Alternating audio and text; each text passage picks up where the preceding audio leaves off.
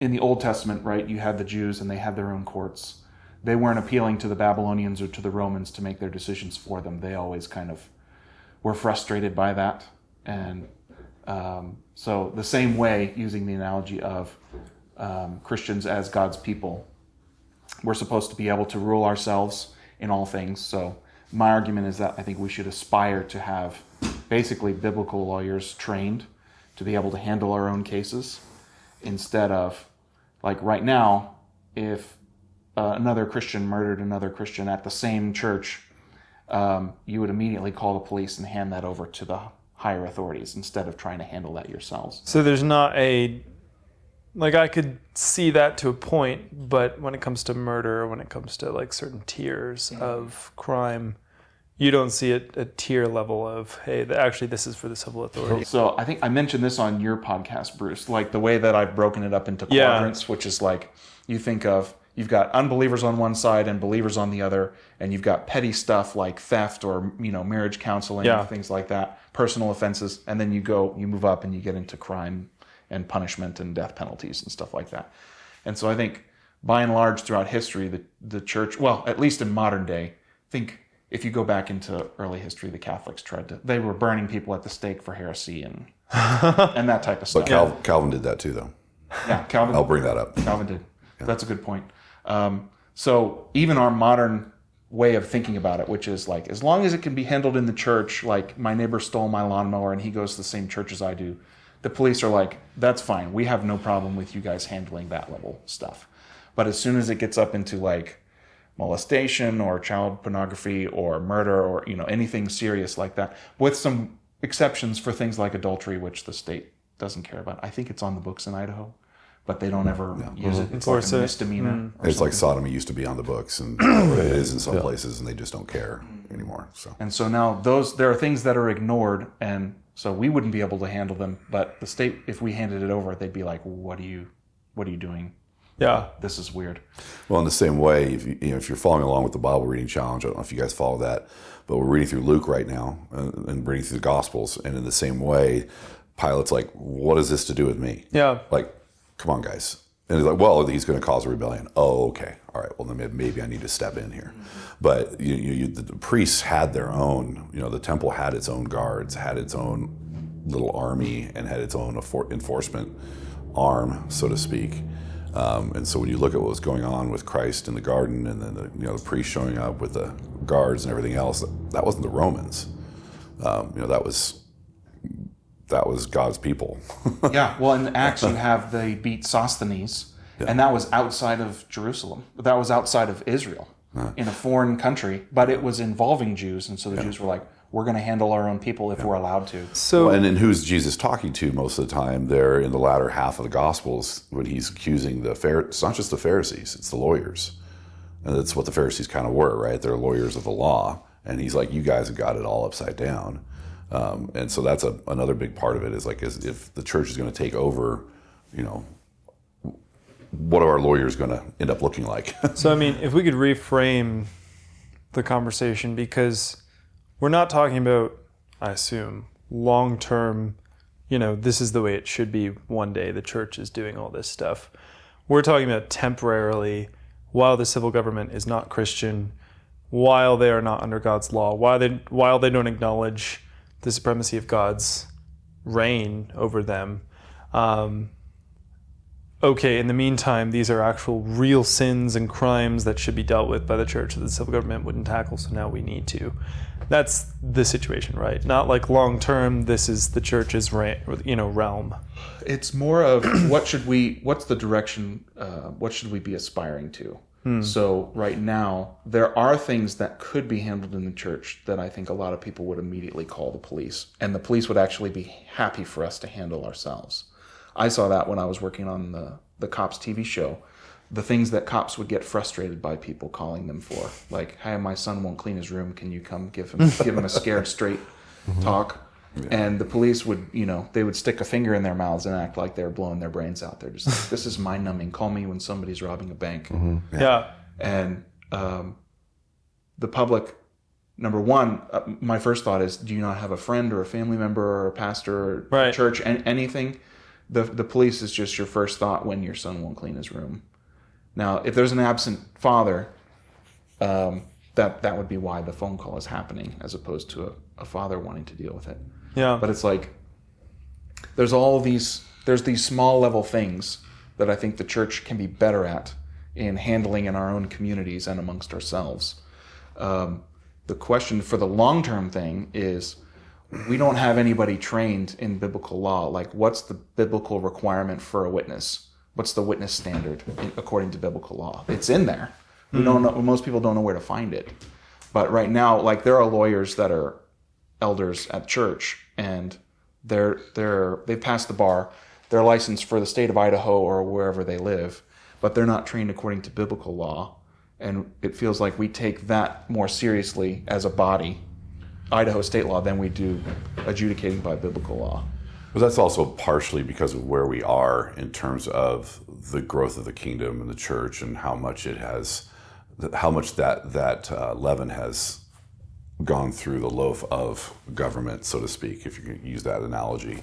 I know there was a situation a number of years ago where there was purported child abuse, and so what's the first thing that when Doug found out, what's the first thing he did? You need to go to the police. You have to immediately bring that up, because that's where we are right now. Yeah, right? You get in trouble for not doing it. Yeah, the church doesn't have.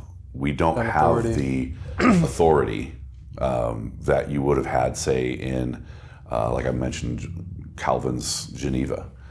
Calvin's Geneva, the church was closely tied to the city government and the enforcement of laws and things like that. And that's where, I brought up to you the other day, Servetus. Servetus was a humanist, thinker, scientist. He was also a theologian, a number of different things. He got out on the skinny branches with his theology, and the Roman Catholics, I think he was in Florence at the time, or I can't remember exactly where. He gets kicked out of Italy, or they're going to actually execute him. They're going to burn him at the stake. He escapes. They burn his books and him in effigy, but he escapes to France. He's in France. He starts writing letters to Calvin. He and Calvin start corresponding, and then as they correspond, Servetus starts to get more out on the skinny branches more and more. Like, one, he denies the Trinity. Wow. So that's a big one, right? He's moving towards being a deist. But then he also was pushing back on infant baptism, like the whole Anabaptist thing. And I think there's other things that he was pushing on. And Calvin was like, okay, no, dude, we're going to stop talking. I'm not talking to you anymore. And then he ends up showing up in Geneva. And there's debated whether he actually showed up at one of Calvin's church services where he was preaching, or if he was just there where they actually arrested him.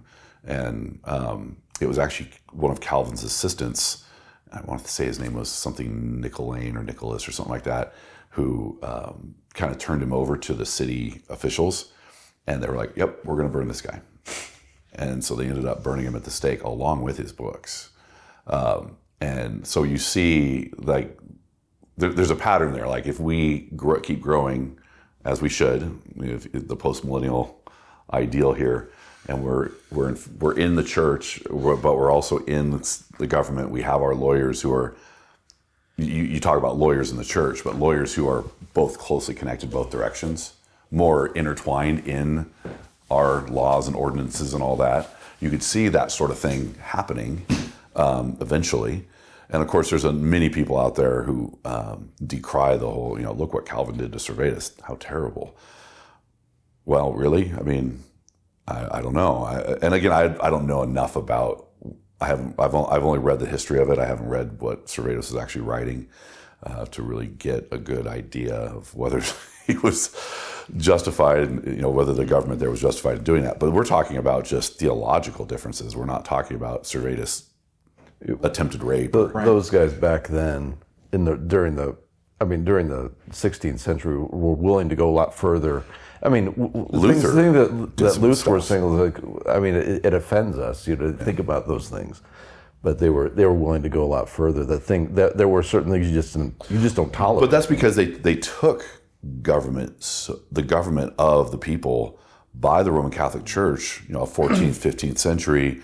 Luther comes along. He wants to reform the Roman Catholic Church. He doesn't want to get away from the Roman Catholic Church. He wants to reform and the peace of the populace was such an important... Yes. And because Christianity was so inextricably linked to... Everything. Yeah. If you were a person of that time, and I pray we get to this point again, if you're a person who exists in America, exists in the world, your faith is tied to your existence, is tied to how is tied to the sidewalks and to the peace of the culture around you, So for them to have a theological disruption, it disrupted the peace of the populace, We saw that in Rome, millennia before that, when a council had to literally be called so that there was not civil war amongst all the So, I think that's a good place to be. And then, there's always going to be exceptions of like, well, maybe that was too far, But, so I'm just wondering, we've already sort of had this. What we're talking about is the church dealing with problems, as a model, and it's only in maybe, I don't know, we're talking about the last couple centuries that, and this could be an American problem, but where we've sort of gotten away with it, where the church is not able to deal with crimes, with situations that are otherwise handled in a civil or the church kind of just gave up those. So where did we lose our teeth? I don't know, because we can start with burning at the stake is not an acceptable mode of punishment. There's only three ways that burning somebody is justified. If we're going like by letter by letter, line by line through the Old Testament, it's if a man marries a woman and her daughter, if the daughter of a priest whores before marriage, or being put under the ban. Those are the only three that require burning. So we can, I think a lot of it is we've had it stripped away, number one, because we've done a bad job at the specifics. And you mean the specifics of the crime or specifics of punishment? Well, the specifics of the crime. Both. The specifics of the crime, I understand wanting to be super vigilant on things with, in regard to heresy or false belief. Deuteronomy 13 is the passage that talks about it. If there's a guy who goes out from among you and leads another city astray, and then it's true that he did that, then you're supposed to burn the entire city as a burnt offering, which is a pretty severe thing. And I think it's one of the reasons that the Jews beat Sosthenes in Acts, because it's like, okay, if you're going out from Israel and spreading another faith and leading people away from God, we have to be really super severe with this, because it's going to mean we're going to have to declare war on a neighboring country, which is a really scary thing to have to do. If you can just nip it in the bud, then do that.